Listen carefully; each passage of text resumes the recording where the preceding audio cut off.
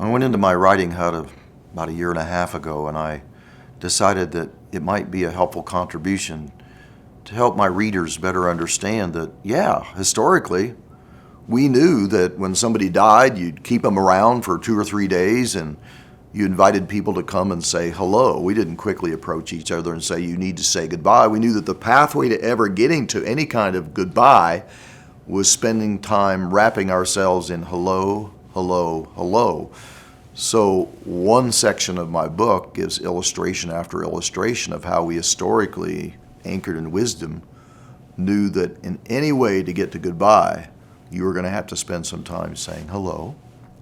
We also knew historically that you were going to be in the dark before light. We wear mourning clothes, death symbols that can identify who was bereaved, and even strangers would approach people with those mourning clothes on, represented by dark or black generally, and say, who died?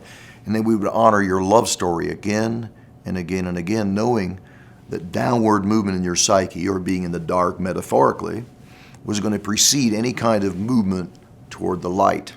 Now when people have lost, people often try to put a happy face on it. Oh, it's going to make you a better person. God wouldn't give you anything more than you can bear. Messages that are light-based messages. But we must remember, people need to be affirmed when they're in the dark. That's the pathway to ever coming to eventual light. And the last relationship I was observing is that many of the messages that people get when they have losses are forward-moving messages. Carry on, keep your chin up, I've got somebody for you to meet. When in fact it's organically instinctive that in the face of loss, that you go backward before you go forward. Just as when people are dying, we historically always knew to wrap them in love and let them do reminiscence work backward.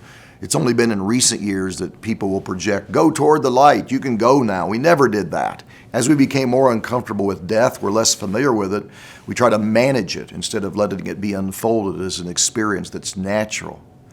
So remember, study a little bit about those relationships and know that there was a tremendous amount of wisdom in what we always historically have done. We knew you had to say hello to get to goodbye. We knew you had to be in the dark before light. And we knew you had to go backward before in any way you went forward.